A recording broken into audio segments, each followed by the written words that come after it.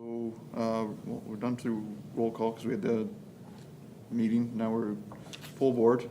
Declaration of pecuniary interest. Seeing none. Can I get confirmation of the agenda?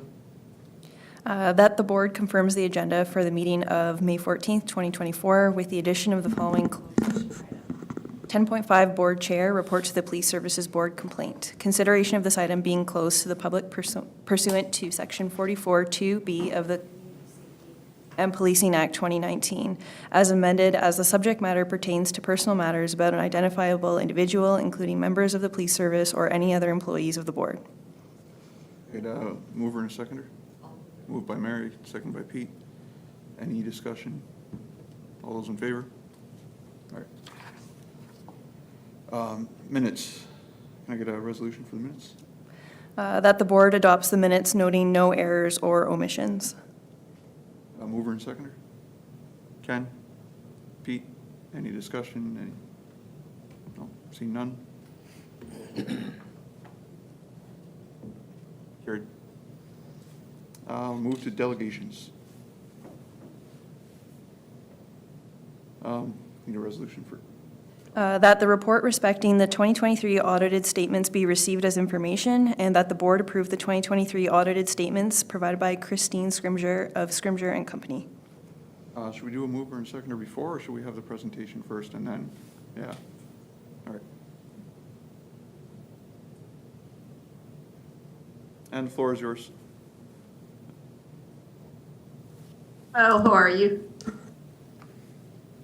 All right. Can everyone hear me okay? Yep, we can hear you. Yep. Okay, great. All right. Thank you for facilitating this. Sorry, this was a night for 3 meetings. Never happens normally, but today it did. So these are draft audited financial statements for the Police Services Board for the year ended December 31st, 2023. Once this board approves these, they are dated today's date, but under Canadian audited standards, until the board approves them, they are in draft format. So hopefully they will get approved today, and then we can finalize them. I'll go through them page by page as I normally do. If you have any questions, please don't hesitate to stop me. So I'm going to go to my statement of financial position, which is the balance sheet, and go down through that. The due from town of Aylmer, as you're aware, there isn't a separate bank account for the Police Services Board, and so all the transactions flow through the town, its bank account, and the majority of that amount due from the town is with regards to the reserve fund that you have at the town, where this year your surplus that you had this year went into that reserve fund, which is at the end of 2023, $560,000. It was $480,000 at the end of last year. And again, I'm rounding those numbers. Under accounts payable and accrued liabilities, these are just amounts owing at the end of the year for various items. And some of your capital was owing at the end of the year, and so that's why it's quite larger, much larger this year. And then the employee post-employment benefit liability. So if you remember, this is the amount that is in present day dollars that we will owe to officers and non-officers for any contributions to post-retirement benefits that the contract requires us to make. And this is done by an actuary. That actuary, 2023 is the end. We do it every 3 years. And as you are well aware, interest rates and things have increased significantly from 3 years ago. And so we'll be interested to see that this will be redone again in 2024. And so we'll have to watch for what those new requirements are. Then we come down to capital assets, and again, this does not include the building. The building is in the town's name, but these include all of the vehicles and equipment that the police force has. And then prepaid expenses, just a small amount owing that we paid in 2023 that relates to 2024 expenses, and it's mainly insurance. So you actually have accumulated deficit at the end of the year, but that's because of that post-retirement benefit liability that I just mentioned. Any questions on that statement at all?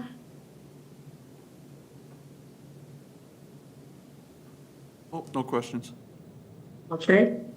So then we come to the statement of operation and accumulated surplus deficit.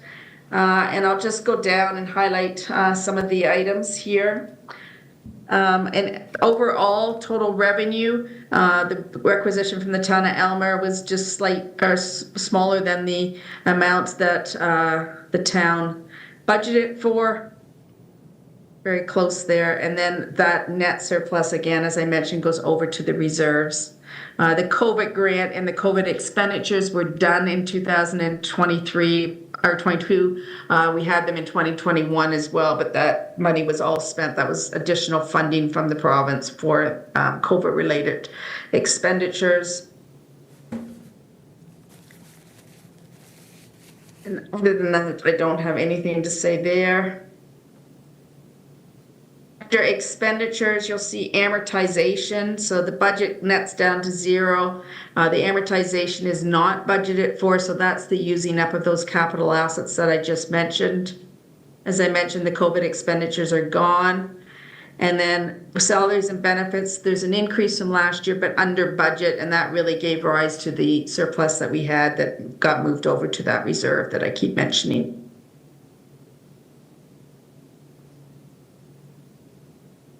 So total expended budget was 2.8 million 60 and actual was 2.8 million 63, so very close to budget overall. And that includes the amortization cost, which isn't budgeted for, so that's really where the surplus came from.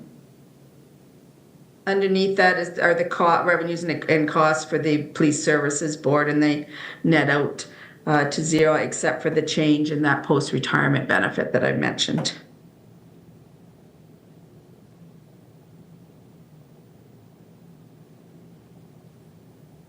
I know you see budget to actual fairly regularly at your meetings, so I don't think any of this comes as a big surprise. There were very few journal entries from what was prepared internally. Any questions on this statement at all?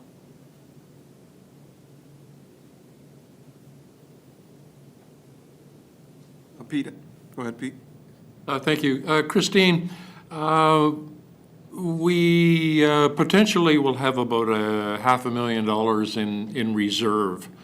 Does that open up the opportunity to invest a portion of that, or is that that money is actually sitting with the town? Is the town using that as leverage in investment? Earning interest there at the town level. The problem with allocating interest is at any given, at any given point, as you're doing payroll or whatever, you may not have, and the provincial grants don't come in on a regular basis. They come in sporadically, and so you'd have to keep a cash flow basically of sort of every 15 days, which would be difficult to do to allocate the interest over to you. The actual reserve fund does get allocated interest, and that's why the other revenue there, the line under other revenue, is much higher this year, and that's because the interest rate went up from obviously 1% thereabouts in 2022 to around 5% in 2023. So you were given revenue, you were given interest on your reserve funds. Okay, thank you. From the town. Does that answer your question? Yes, thank you. Okay, great.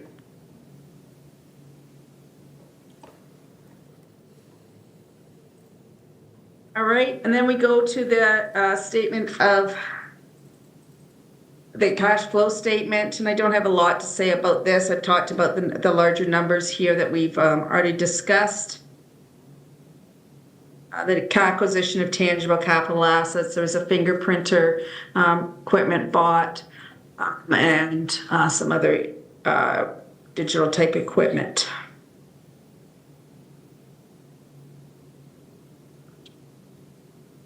Then we get to the notes to the financial statements, and these are standard notes that you've seen in the past.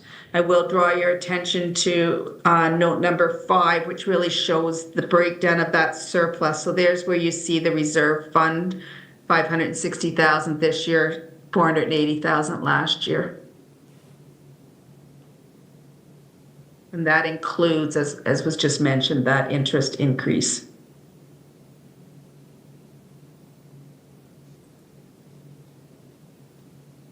Note number 6 is a required disclosure for anyone making over $100,000. And note number 7 talks about those employment post-retirement benefits and talks, we added the last sentence, which just talks about the fact that this will be reevaluated for the year ended December 31st, 2024, as was mentioned. And then there's a schedule at the back of these financial statements, which just breaks down the assets by component. So we've got equipment there and the automotive. And as I mentioned, the one cruiser that we replaced a cruiser in 2022. We didn't sell that, replace the cruiser it was replacing until 2023. So that's why the difference there. There's a disposal, but no addition under the automotive.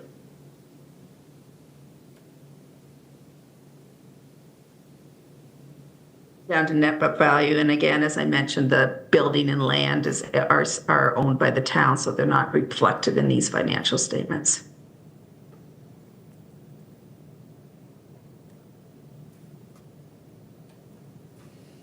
That's my report, but I'm happy to answer any questions you might have or any other financial questions you might have. So I'll put it to the board. Any questions? Yeah, quick question. Christine, from a financial perspective, are there any areas where we should be concerned about other than I forget what you referred to it, the pension part? Retirement? Yeah, the retirement Yes. pension part?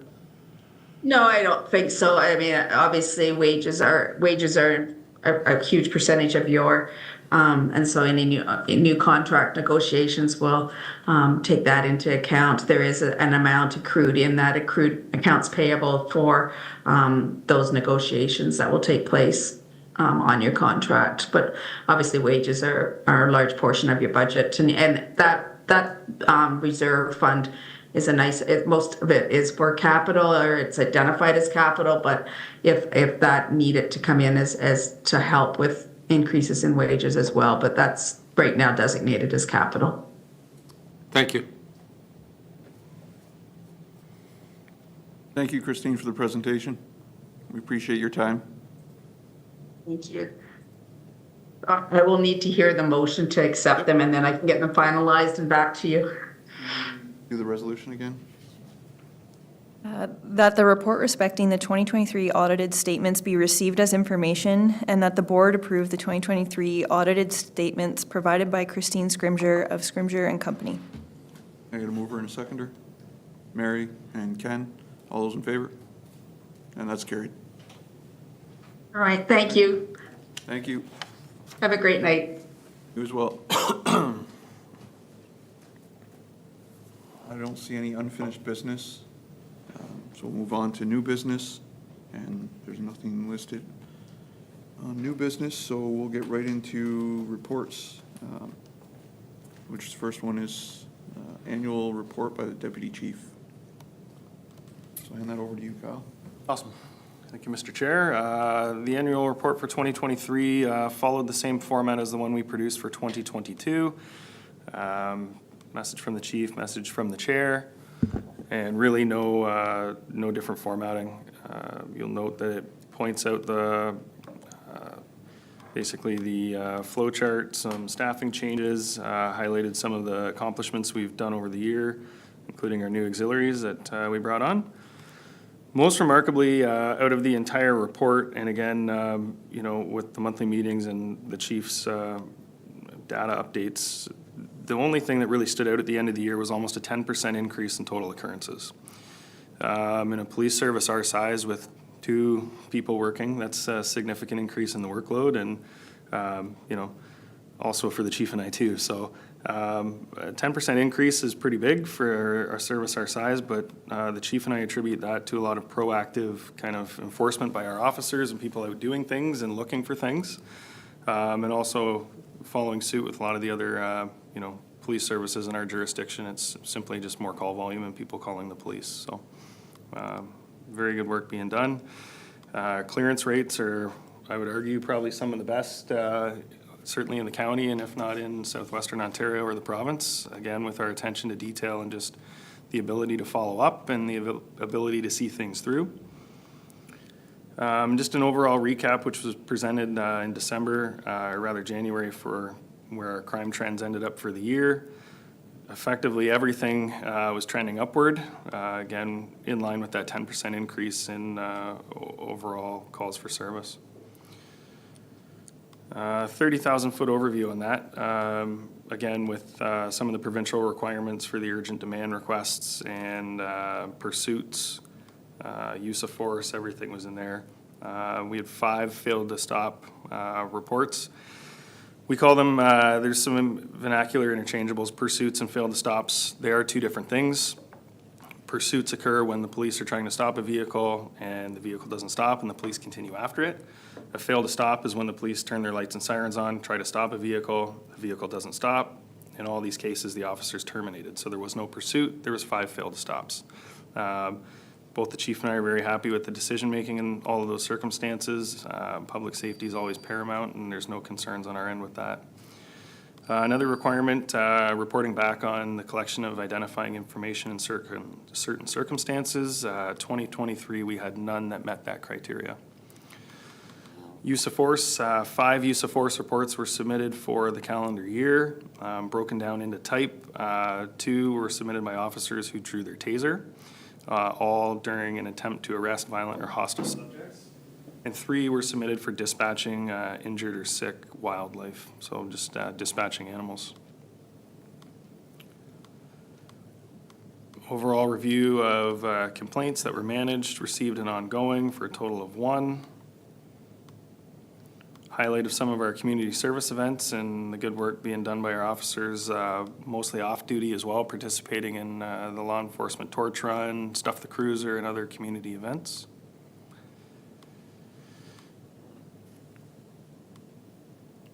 An overview of record checks. Again, this year our record checks were trending up, which we flagged for the board a little while ago, mostly in part to the ease of access online, but also a partnership that the chief developed with the Ontario Police College and seconded instructors and employees for them. So a good service that is working well for us for revenue. An overall recap of the budget, which Christine did a far better job than I will on explaining where that ended up. And then basically checks and balances for our strategic plan, which effectively is coming to an end at the end of this year.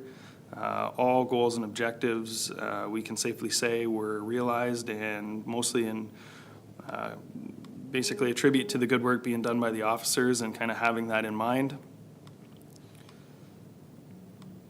Technology was an area we really improved upon this year and kind of propelled ourselves into the 21st century. The new live scan for fingerprinting, the electronic fingerprints that goes directly to RCMP. We updated our aging and failing telephone system onto a VoIP platform, which has been quite a nice addition, and upgrading our CCTV to stay in line with proper disclosure protocols and meeting industry standard on that, and installing AOPRs in our cruisers, so that was mostly done through grants as well. Ride checks were up, ride enforcement was up, and so were the subsequent charges. And overall, yeah, a very good year in our opinion for 2023. So subject to any questions, that's the report. I just have one comment. I think we should have got an updated picture of the chief there, because I think that's the original one. When you came in. Saw that on the board today at the health station. I'll open it up to the board. Any questions? Mary? I don't have a question, but I do have a comment. This is an excellent report, and it really gives a lot of information for the public. And I mean, I don't think you've missed anything, so Awesome. Kudos to you. It's great. Thanks, and that's, once accepted by the board, that's going to be published on our website as well, so it'll be accessible to the public. I'll echo those thoughts about the way the report is laid out. It's an easy read. It has a lot of detail, but you can understand what it's trying to say. One quick question.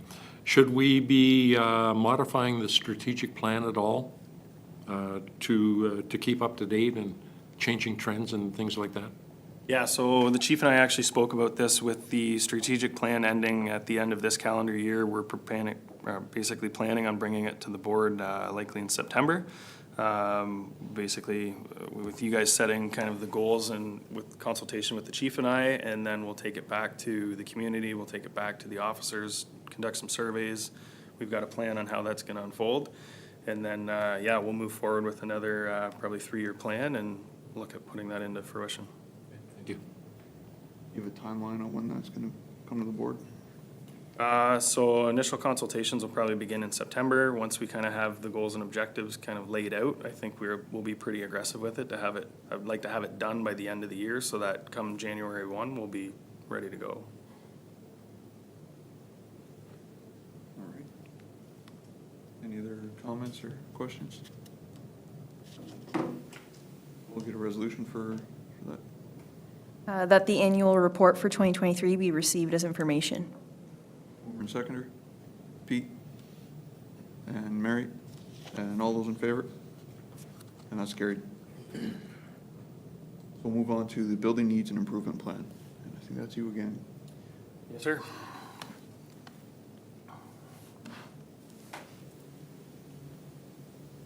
So as the board's fully aware, in January of this year, we embarked upon building needs assessment and enlisting the help of A+ Link Architecture for a needs study, a bit of a forecasting assessment and looking at what we kind of are currently faced with within our facility. And I will say, I was very impressed. I think the chief and I both were pretty happy with kind of the responsiveness we had from this company, the people they brought to the table, the on-site visits, and the amount of work they put into this. So in the end, I think a very informed product that they put forward. So phase 1, just to recap, was basically a review of the existing drawings and an on-site kind of tour, not unlike the one we did with some of the board today. Speaking with the officers and with the chief and myself, kind of identifying what we see, what our issues are, what people do on a daily basis, and kind of what room they need to do that. So after they took that all in, they did their calculations and reviewing the Ontario Building Code of modern day, came up with a couple designs that, through consultation with the chief and I, went back and forth for some modifications, some kind of logistical changes, and in the end, we've got a pretty strong, robust product that they've put forward. So of note, some of the existing challenges, and again, I think the board's pretty live to this. The saddle roof design that was, basically bestowed upon this building lives on to cause problems today. We have ongoing leak issues within the cell block, which is very problematic for slip and fall for officers, but also prisoners. And they've been out, the town's been great and very responsive at trying to get building and roofing experts out there. However, it's a bit of a phantom leak based on the design, so we're living with it still. The other issue is that we were facing another leak kind of in our boardroom hallway area for the main artery of the station, again attributed to that roof. However, bringing this forward to this architecture company, they have also put a solution in for that as well, so we'll get to that.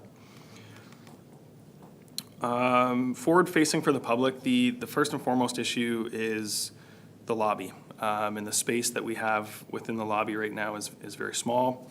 There's an HVAC issue, it's very hot and it's very cold, there's nothing in between. We've got some logistical issues, some dynamic issues when you have domestics or family disputes or just any type of confrontation. We're dealing with people in a very confined space that have no ability to part from one another when trying to get us, other than going outside. The biggest issue with that as well is in a community policing capacity, people don't have an ability to speak with a person when they come into our station right now, which is a bit of a problem. They have to pick up the phone, whether it's Monday through Friday or through the weekend, and they just don't see that face when they come in, and that's something we're hoping to change. Space is our issue. Candidly, we're doing our board meetings here, which is great. The technology's here, but we don't have a space that could either accommodate all of us or have a private opportunity just due to the design of the building. Our current boardroom is wide open through to operations with the main hallway at the back, so there's just no ability for privacy. Change rooms, relatively dated. Obviously, the building was constructed in 1997, and really not much has been done to the cosmetics or the inside components.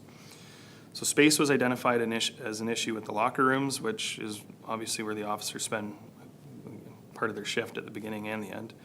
But solutions that don't require movement of walls or anything were realized with that too. So. And obviously, equipment's not centralized just due to the size of the service. We've got kind of things in places that we've made do with, and tired and worn out interior finishes that have just basically come to their end of life. So one of the first things that the architect had to kind of determine was, could we work within the confines of the bones and the structure that we have now? And that was a very quick no. We have sergeants, which are supervisors, that don't have any office space to meet with anybody. Performance evaluations, complaints, anything of a private or sensitive nature, we have nowhere for them. So that's a bit of an issue. Our court officer also is kind of just sitting in a hallway. He doesn't have a space where he can log into court remotely and have that, it's effectively an open courtroom at times, and it's in the center of our operations. So we realized that space and our first consideration was trying to work with what we have, and it's really not viable. So very quickly, the architects determined that we need some additional space and came up with a modest 2,000 and change square foot plan, which is located on the southeast corner of the station, which in the initial blueprints of this building were slated for future expansion. So moving along, couple more down here, slide 8. It's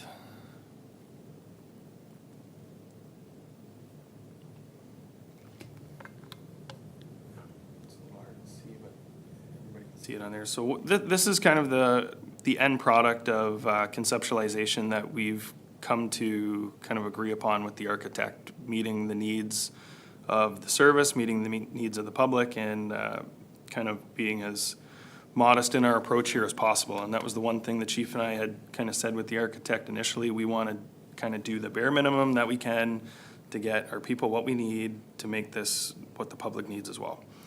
So in addition of the vestibule, so our front lobby is what is forecasted here, which effectively just opens it up and takes it to the current exterior post, framing it in, and then cutting a hole in the wall to the reception area, which would then have a window with a bit of a microphone or a speaker so that the public could speak face-to-face with someone during business hours.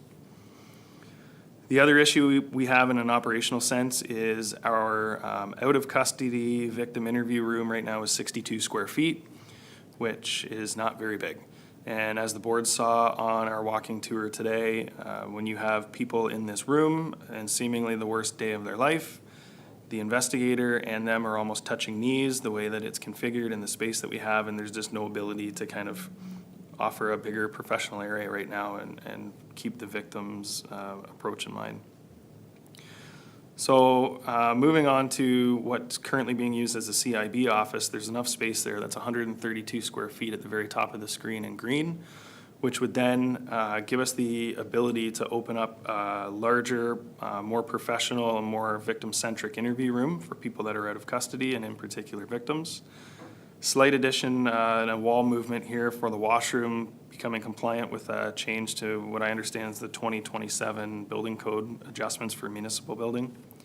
And on the backside here, a simple wall continuation that would then give us an area to put all of our office supplies, paper, things that right now are just kind of tucked in everywhere.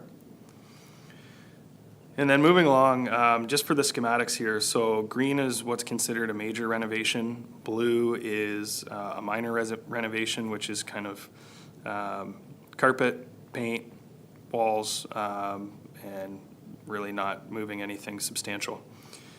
So the current deputy chief's office, which is right at the front of the foyer, would in theory become the court officer's office. This would allow that court officer to be an overflow for people coming into the lobby and to assist reception. Again, kind of improving upon the client experience for people coming into the police station. The chief's office, in theory, would become the sergeant's office, which would give that supervisor an ability to actually have a space to do the job that they need to do in private and away from constables when it's needed.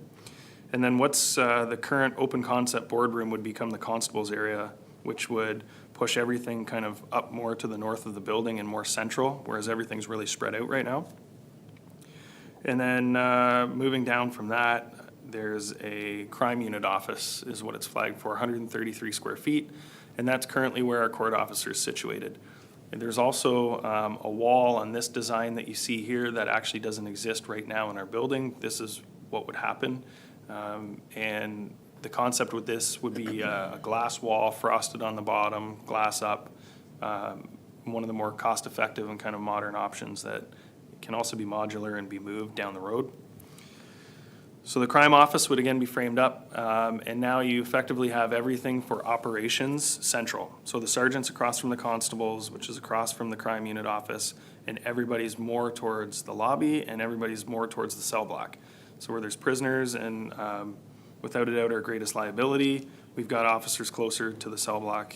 Even though we have a civilian jail guard back there, if there's ever a need, the officers are the ones who deal with them. Women's locker room, probably the best, the best room we have in there right now. Very tired, very dated, but very clean. Just needs some quick refresh and really minor adjustments there. Men's locker room, bit of a different story. We're bursting at the seams there. The finishes are completely beyond life expectancy. Some tiles are very dirty from plumbing and just from years gone by. The shower is very dated. It's disgusting, really, but the finishes, again, just need to be brought back up to modern day. And using the space, we figure we can realize this by putting in new lockers that are actually more for the space and more designed for police stations with kind of a bench at the bottom, and they're basically 1.5 lockers instead of double lockers, and we'd be able to accommodate everybody within the confines of that. The lunchroom, again, really just simple cosmetics, continuation of a wall. And then at the very bottom, what's flagged as a fitness area is currently where the constables are working. Was once a fitness area through some movement and some growth that then had to be rescinded and then became the constable's area. And they're basically working on an extended countertop that's bolted to the wall. It's not a desk space, it's not very professional, and we're working with what we got. But by having a small, modest fitness area of 200 square feet, a couple pieces of equipment, a Peloton bike, cable machine, some free weights would allow officers on their break to have a mental health break and a physical break to kind of, do the things that they need to do to stay fit for duty.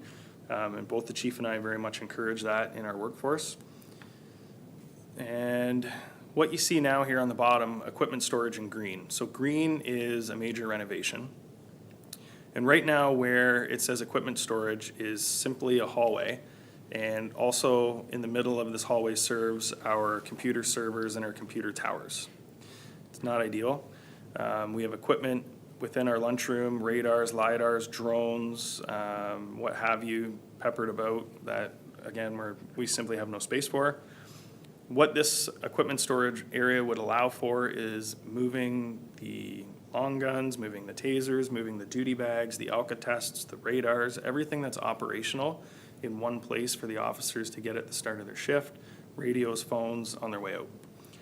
So when you move into the yellow, the 2,000 square foot addition, again, very modest in size. What this allows for is a new evidence area because that's lost where the equipment storage is. A boardroom that would be able to hold 12 people, so we could have these meetings. We could also have community meetings because it would have a separate entrance exit. And the chief and I would be able to have operational meetings with our staff or training or a lot of the OPC courses, even though we're next door here, are all outreach for senior courses.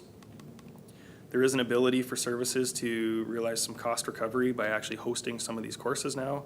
So down the road, that would be something we'd be able to consider with a little more space, having a professional training site where we could bring people in. And then 2 additional offices for the chief and the deputy.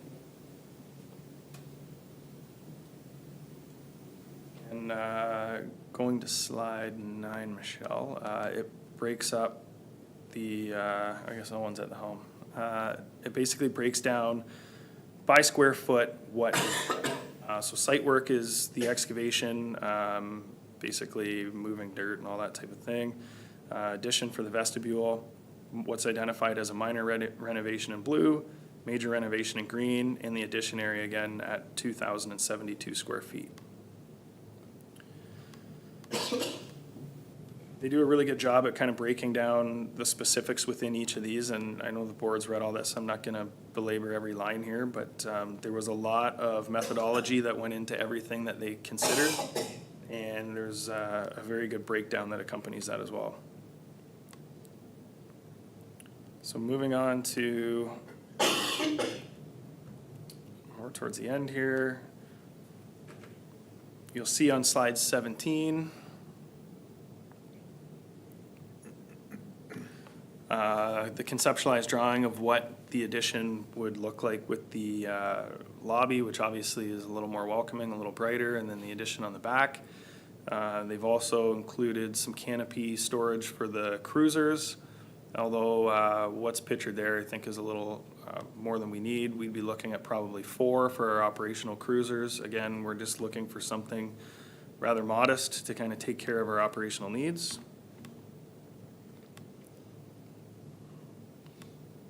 And then if you go to slide number 22.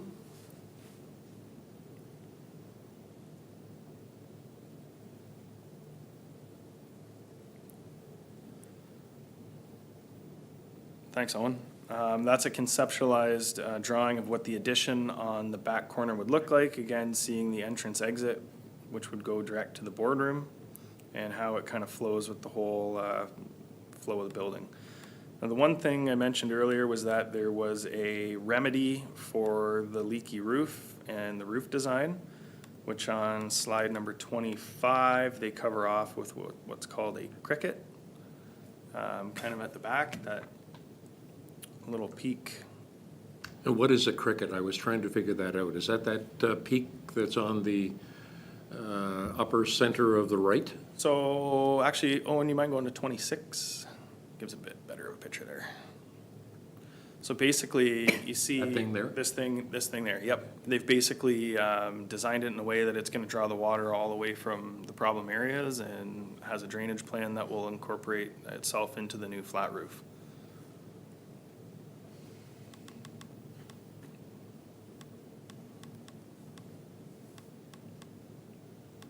And it continues on slide 27 about kind of what is included in that and what the plans are and what how they would accomplish it. And continuing through towards the end, 28, 29, yeah, that's perfect on. Kind of shows the canopy, not unlike our neighbors with the St. Thomas Police, and I can attest to that design has worked very, very well, keeping the snow and everything off the cruisers so they're more operational in the wintertime without any delays, and frankly, undoubtedly keeping the lifespan of them going with having the snow and the sun off of them. Subject to any questions, that's the proposal and the overview put forth by A-Link.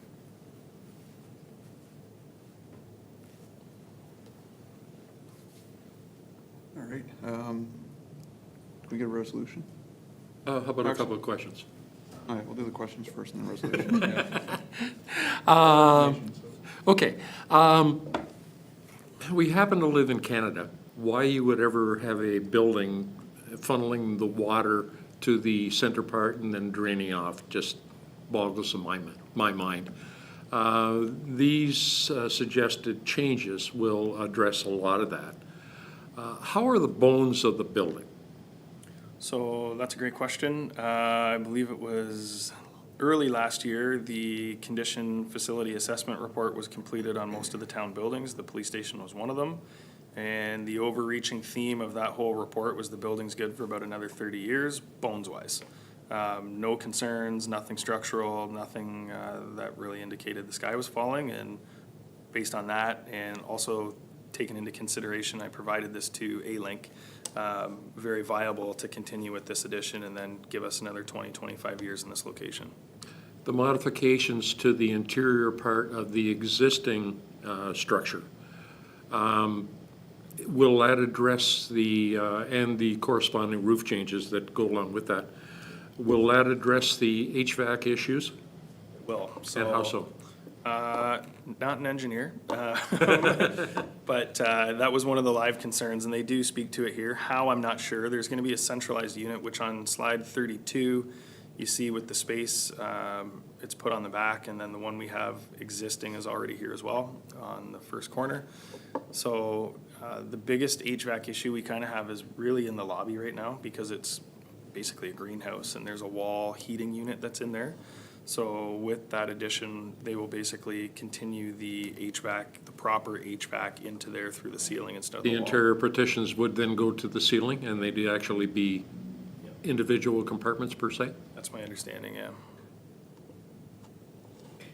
Kyle, with the Cricket roof funneling the water to the new addition at the back, that's going onto a flat roof, right? Do they don't anticipate that being an issue? No, and it actually goes multi-directional, so some of it, I believe, will go towards the flat roof, some of it will go basically back down towards Beach Street. So it's slanted in both sides, so the water should continue in a couple different directions, but they say that's the fix. No, the reason I ask is sometimes, and I know a lot of factories have flat roofs. Yep. because, over the years, the roof itself can be an issue. Yeah, could be. Yeah, like I said, these guys, this was a big one for them because we've been very forthright with them that we've had roofers out countless times, and these guys took everything into account, and he said, no problem, this will fix you, so.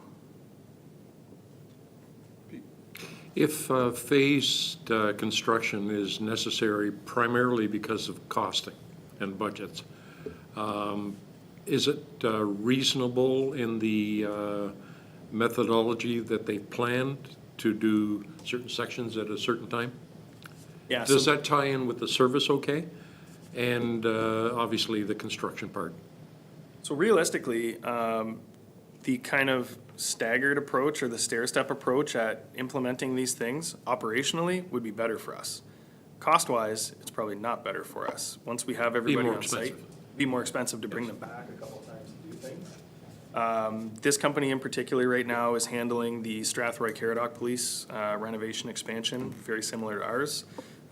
They've done some other OPP detachments too, and they attest to the fact that they specialize in business continuity while the stuff's going on. So both options are doable, and I mean, down the road when we get to that point, cost benefit will probably have to be weighed out by council and see where we go, but either option's doable.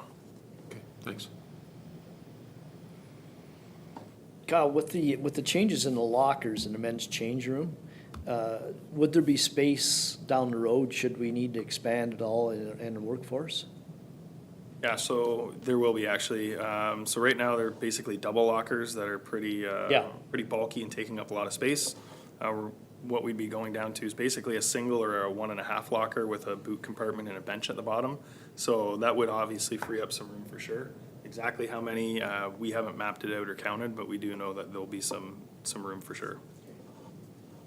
And I guess the flip side of this is too, once you have, you know, a sergeant's office or a court officer office, then realistically, those people and what they have would be removed from the locker room for the most part and then put into the offices, so.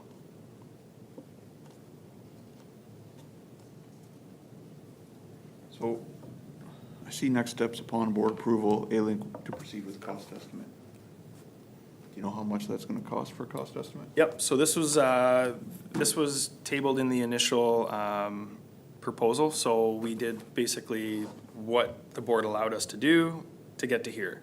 The next step, should the board choose to move forward, is what's called a Class C estimate, which is the actual to the dollar, to the cent, project management, permit, everything cost, which will then basically be able to inform the board as to a direction and ultimately council, but that's, that would have to be a resolution through you guys, which ultimately is my recommendation to move forward with that.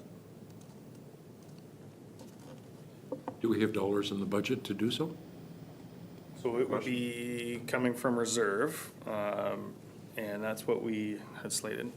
Heather stepped out, but yeah, it would come from the reserves, and then the Class C estimate is 6,500. And we have over 500 in the reserve, so we would have to make an amendment to the resolution to move forward, correct? And just to inform the board, so Mike Holt, who's the architect on this project, again, is the one who's doing the Strathroy Caradoc Police. Because I said, we're looking for a bit of a ballpark before I take this to you guys, because if it's gonna be prohibitive, we don't wanna spend the money. Preliminary numbers just off kind of where they're going, and again, we can't take these to the bank, but they're working off what they're working with right now. For everything outside of project management, they figure somewhere between 1.1 and 1.4.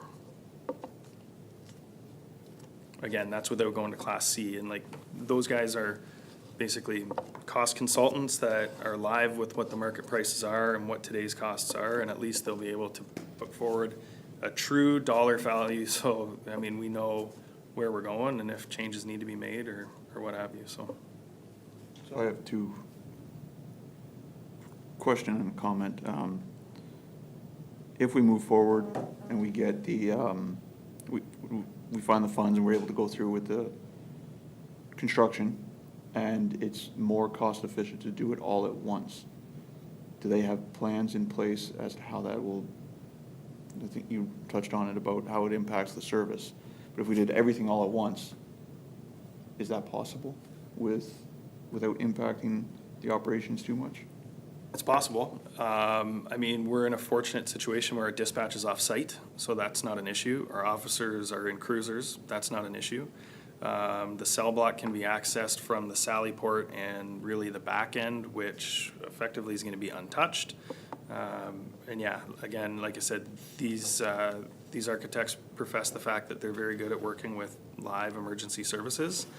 The other thing is too, the chief and I have excellent relationships with St. Thomas Police and the Elgin County OPP. If there was a short time frame where we had to, run operations for a policing standpoint with them, we could. The fire department would be an option temporarily. Like, we would be able to put forward business continuity operational plan, no problem. And we do have, that factored in with our continuity of operations. We do have a plan in place that if that building was, for whatever reason, decommissioned or we couldn't operate out of there, we do have a contingency plan in place with our continuity of operations to relocate for whatever time frame we need. So that's already all in our plan. So Heather, hold on. Go ahead. My last comment, just walking through that building and being in there a number of times, but actually going through, and even today, just, it's an eye-opener, no matter how many times you go through and see it. But it looks like the building, it's 27 years old, and it looks like it hasn't been touched in 27 years, other than maybe the basic renovations. So I think, well, there's never a good time funding-wise. If like, something needs to be done, looking at it, like, for the service to the public, for the morale of the frontline officers, and the senior officers that are there, we need to show commitment and dedication to our team, that we're there to support them, and leaving a 27-year-old building that hasn't been touched and having officers shower in what we saw today is not a good look. So I'm happy that we were able to go through and that we're at least discussing this now and hopefully can move forward with something. I think Ken and then Mary. No, I just had a quick question. With regards to the architects, they're doing the Strathroy detachment. Have they done ones previous to that, or? Yeah, they actually had a hand in some of the St. Thomas work at the beginning. They've done other OPP detachments, Saugeen Shores, I believe, as well, which is very similar. Very comparable municipality We're to us. dealing with folks that know what they're doing. Yep, they do know what they're doing, yep. Mary? Well, my thought too is it's a health and safety concern, and that needs to be the front and foremost. And there are health and safety concerns in that building because Looking at of the the amount of age green of in it. that building is a health and safety concern. Right. I mean, we have to worry about the health of our officers that have to work in that building And there's some dangerous things going on there that aren't that great. And I mean, after 27 years, the standards aren't the same, right? So personally, I think it would be well worth you said about 6,500, so that we could get those precise numbers, then we can move forward from there and further discuss it. But we need to get those precise numbers so that we know what we're working with. So I'm in favor of Would you that. do an amendment to the resolution? You'd bring that forward to it? Yeah. Have someone that would second that? Ken? One more question? Yep. Or one more statement? Understanding the need and the desire, we have to figure out how we're going to pay for it. And that will be the thing that will drive this and when.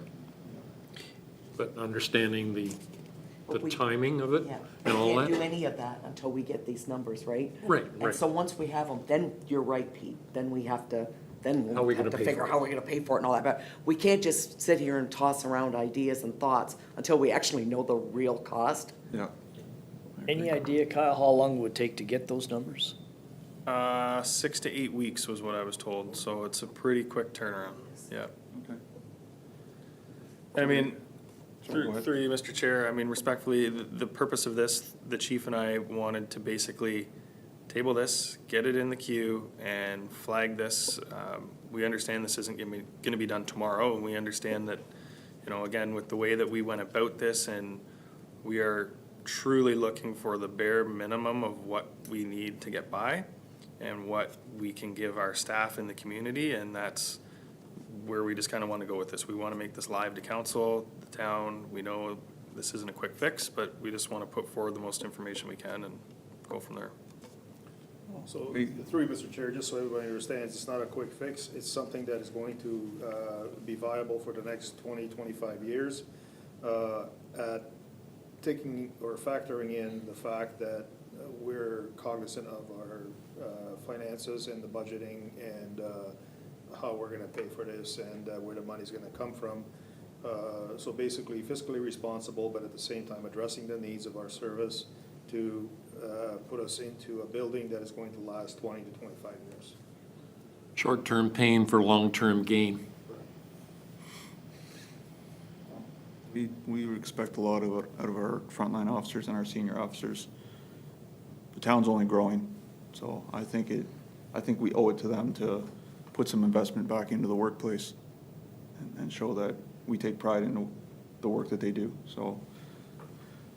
Did you have something else? Well, just to add to that, Owen, I would think that down the road, as you need to hire new officers, if you have an updated facility, it's gonna only enhance the opportunity for them, to attract them. Yeah, I mean, we're not mincing any words. We're in a bit of a recruitment competition amongst others in the province. And I mean, having a facility that people take pride in and coming to work in and have a professional workplace for the public and the police, like that's certainly something people take into consideration when deciding where to come, so. So we have an amendment.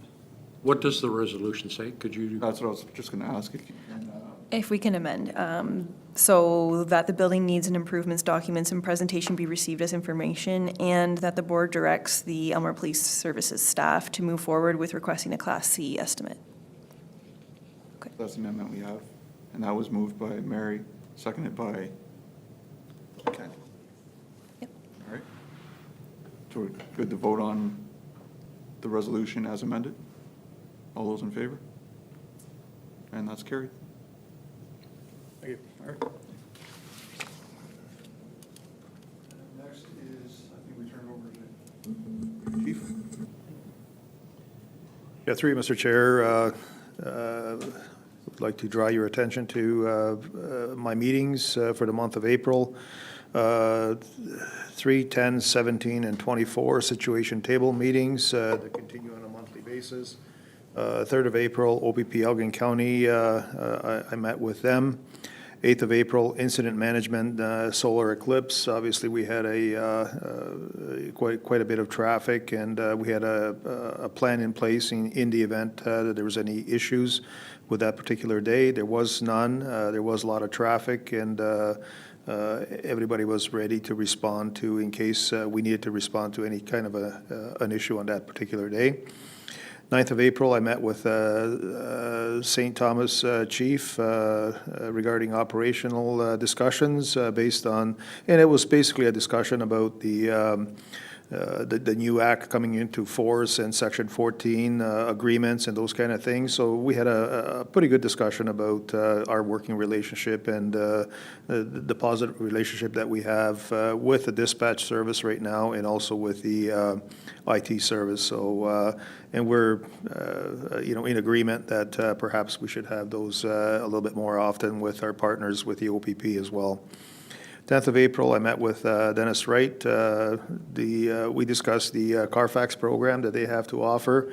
I tasked Kyle to reach out to them to see if that's something that we want to entertain. Basically, it's at a no cost at all. But What is the Carfax program? so the Carfax program, basically, it's an investigative tool for us, for the officers. So what would happen that if we have a stolen vehicle or any kind of a vehicle that we wanted to do some examination on in terms of where it originated, any modification to the VIN number or any other parts of that vehicle, they have the expertise to be able to provide that service to us.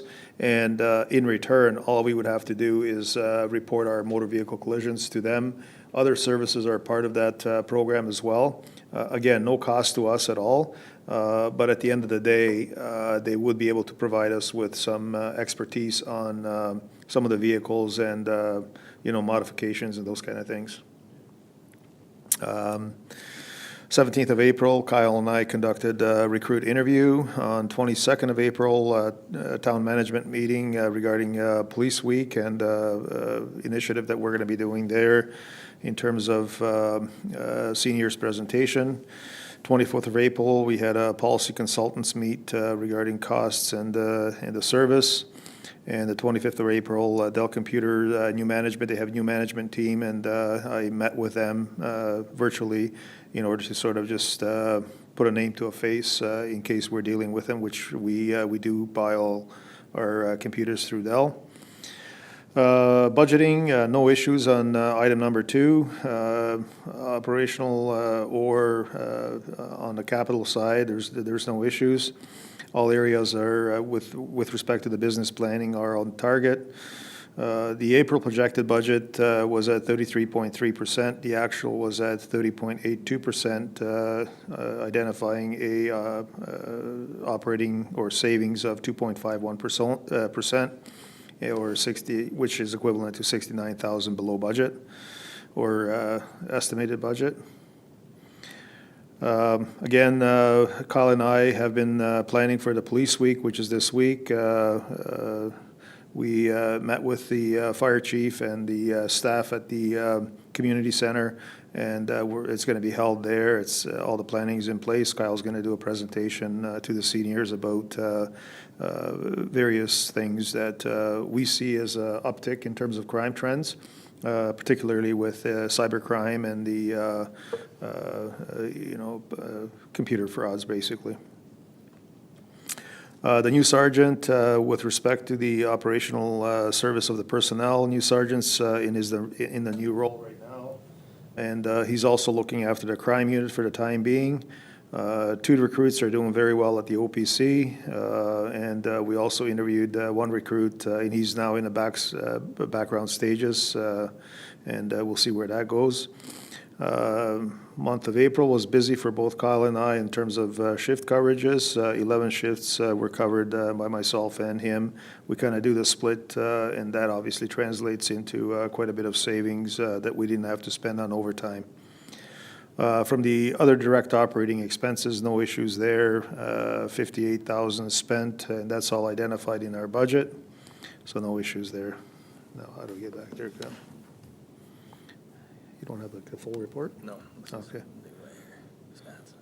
Okay.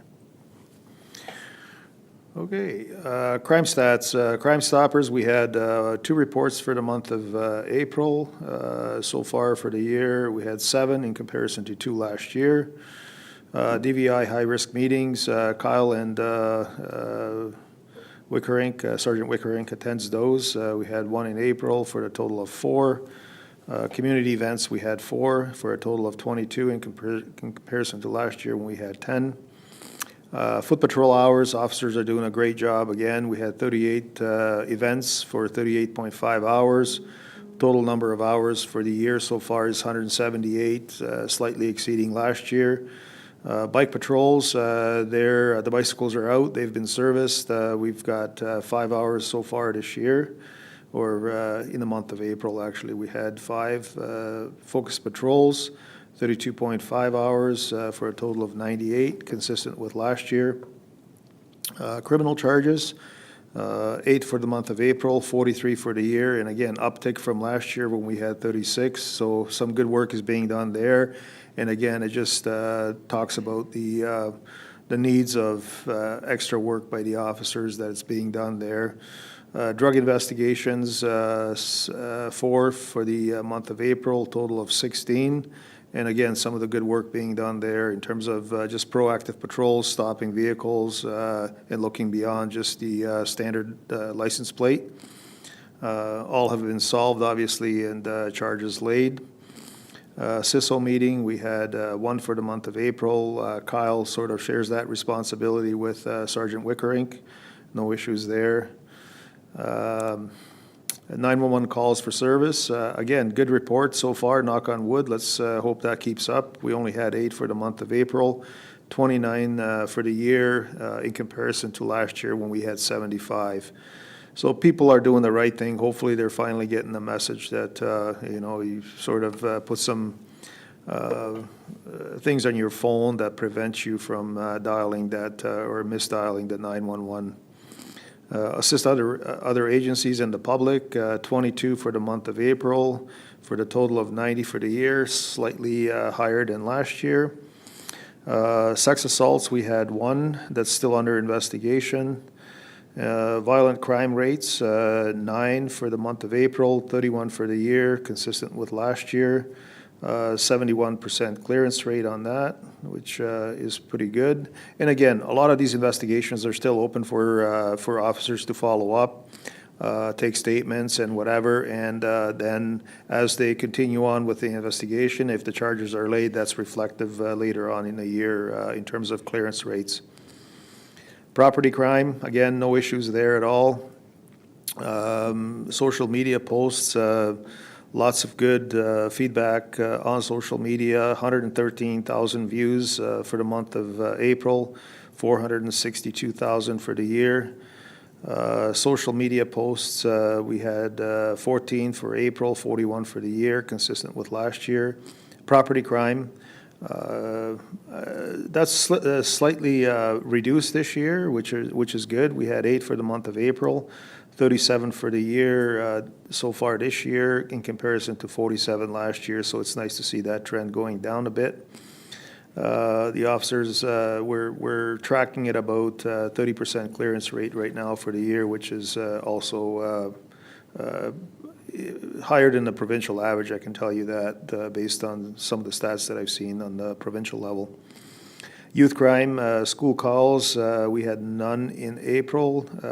Youth diversion or school visits, we had actually 3 where officers went into the schools. I did actually meet with the school superintendent of the board, and they're actually, there's some work being done where there may be some movement in a positive direction where there's going to be some officers that are going to be specifically talking about certain topics and going into schools to talk about specific topics.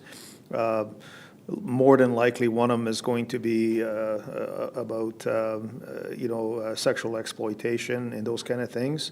I know we had one officer that did the presentation, was very well received by the school. And certainly, those are the kind of things that we need to get back into and develop those relationships with the youth, and that's what it's all about. So from my perspective, I'm being optimistic about it. I think we're moving in the right direction to get back on track with SLO program. Trouble with youth, we had 2 calls, 16 for the year, consistent with last year. School lectures, we had 2, for a total of 8 so far. Situation table, I already talked about that. Unsolved follow-ups, 50 for April, 238 for the year, consistent with last year. Traffic offenses, 59 for the month of April, 250 for the years. It's a bit lower than last year. And liquor offenses, we had 11 for the year, much higher than last year. Other is consistent with what we had last year. In criminal code, we're on par with what we had last year, slightly higher. Ride checks, 24, higher than last year. 2,264 vehicle stops, 13 HDA warnings, and 30 alcohol tests done, roadside tests completed.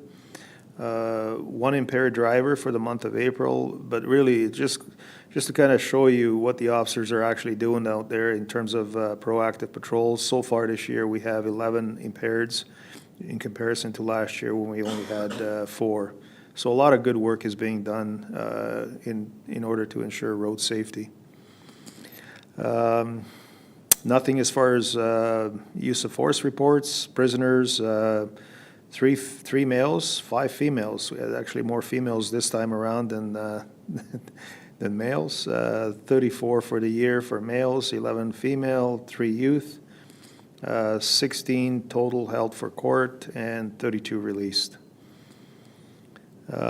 Training, again, that continues to be a challenge for us. We're trying to get the officers on courses and in-service training. That's almost complete for the year now, so we should be in good shape moving forward. Total hours, 184 for the month of April, 448 for the year. From the budgeting perspective, no issues there. We're operating at 30% for the year. And again, some of the work being done by the officers, Platoon A and B, obstruct police investigation, Platoon C and D, assault caused bodily harm, credit card fraud, fail to comply, identity theft, impaireds, drugs, theft under. Administratively, interviews were completed, meeting with building consultants and police prep work and planning. And our crime unit officer, he's now a supervisor, so he kind of wears 2 hats, one being supervision and the other one being criminal investigations. I'm glad you're here. Hey, that's what I'm here for. Again, going through the crime charts, no real concerns there. Violent crime trends, 27 for the year so far, so that likely is going to be on par to what we've had last year. Property crime, slightly down, 35 for the year, 163 all of last year, 192 in 2022. So hopefully we'll see that trend downwards continue, and we'll reduce our property crimes. Drugs, we're already at 16 for the year in comparison to last year where we had 22, so some good work is being done there in terms of drug culture. Domestics, no real concerns, 22 so far. Last year, the total was 63, and obviously, if you see the chart there, it's been sort of on the upswing as well. Motor vehicle collisions, no issues, 98 last year, 29 so far this year. Based on that, we should be on par or less than what we had last year. 911 calls, that's really good news there. 224 last year, only 29 so far this year. Based on this trend, if it continues, we're likely going to be at lowest in the 4-year average. Foot patrol, Kyle keeps on the officers on making sure they get out there. I actually saw him on my way to work walking the beat, so that was kind of nice to see. I kind of did the wave there, so it's good that he gets out there. I was out there meeting with a new guy that's got the business going downtown here too, so it was good.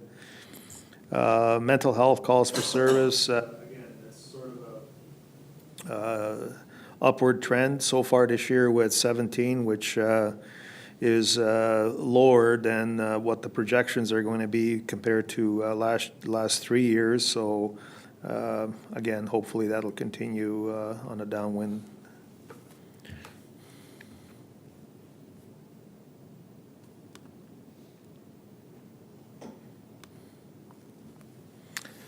Okay, financials. This is, okay, Police Services Board. No issues with any of the numbers there. 35% so far this year out of the $25,000 budget.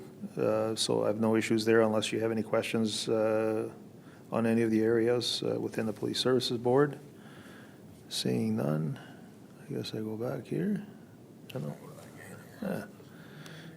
No, that one, okay.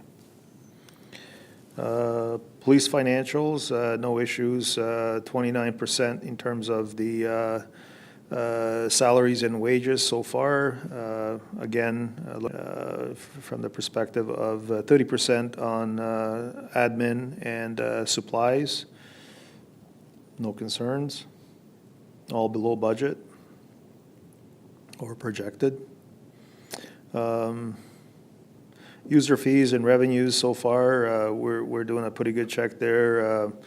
Miscellaneous, like obviously with the record checks, they continue to be a good moneymaker for us. So far, we projected 8,000. We're almost at half that already first quarter, so that's going to surpass our projected. So that's good news because we continue to generate revenue from that. And no issues. We'll be submitting the officer that's seconded now, so I'll be submitting a request for reimbursement from OPC for the second quarter. So that'll come in probably by the next meeting. So that's going to be the cost recovery on the officer who's seconded to Ontario Police College. So again, no issues with the budget. We're at 30% right now.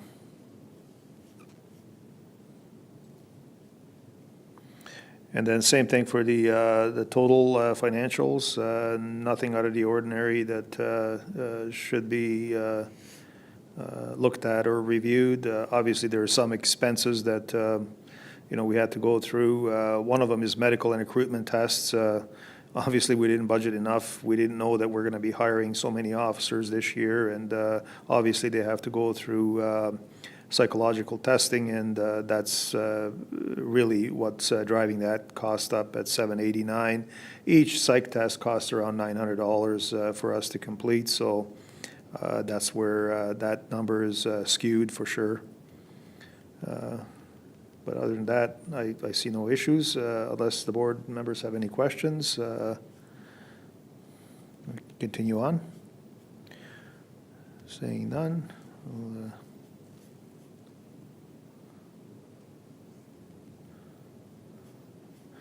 and then just my April daily activity report. No issues again. The yellow marks the shifts that Kyle and I split in terms of coverage, and I worked most of the month.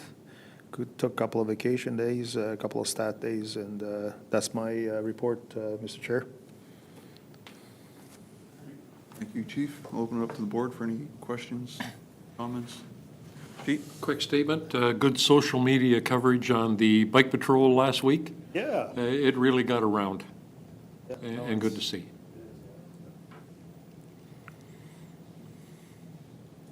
Comments or? With regards to the 911 calls, any idea why the variance from last year to this year? People are just hopefully paying more attention to what they're doing with their cell phones, and there are locking mechanisms that prevent you from dialing 911. So hopefully, through our media coverage and some of the social media posts that we had out there, people are sort of finally getting the message that it is a bit of a nuisance, and it's for the police to respond to these things, it's a lot of waste of the resource. So people are doing a good job. You talking about bum dialing? Well, that could be one of those, or it could be pretty much anything, kids playing with with the phones and those kind of things, so. But yeah, it's mostly just misdialing. You know, sometimes you're dialing 411, you hit 911, you know, those kind of things. That's the official term. I don't Meetings know. I heard pocket dialing. Oh, pocket dialing.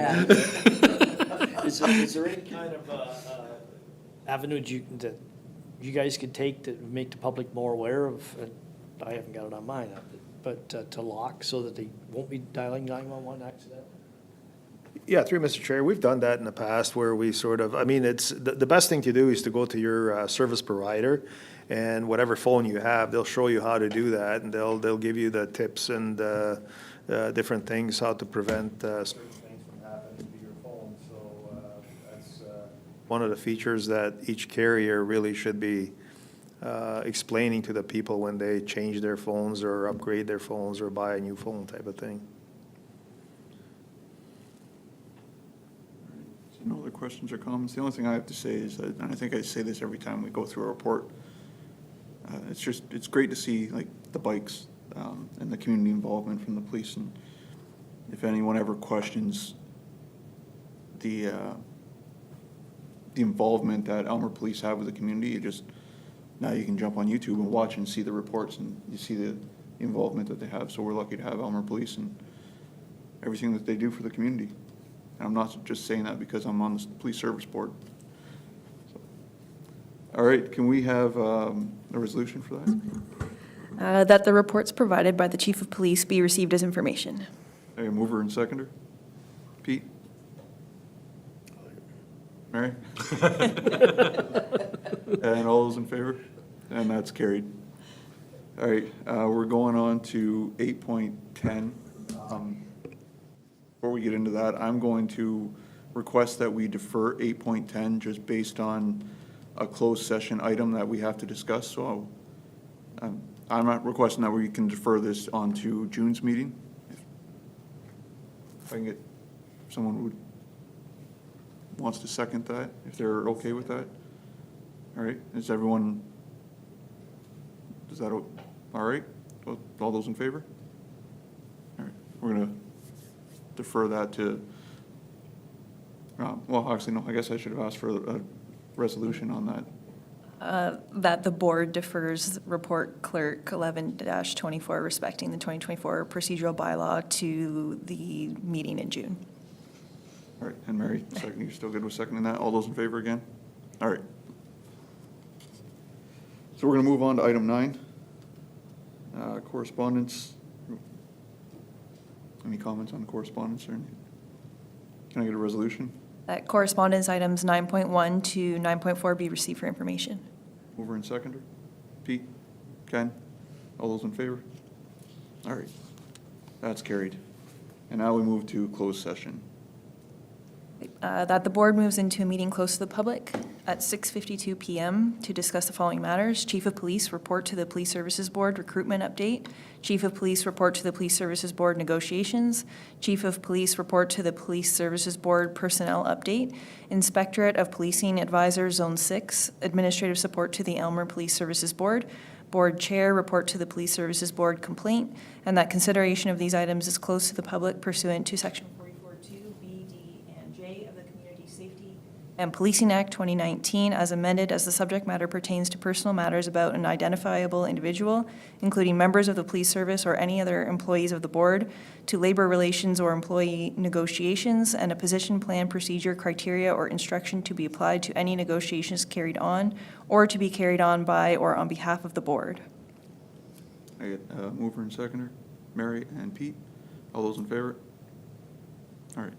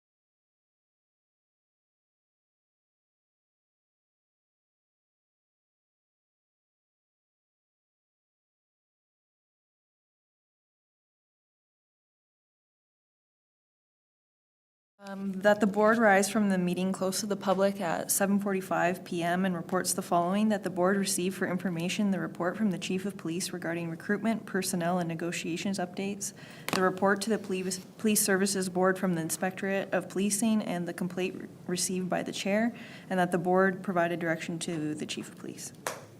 I got a mover. Mary, second. Ken, all those in favor? Carried. And adjournment. Can I get a resolution? That the board now adjourn at 7:45 PM. Mover? Mary, Pete?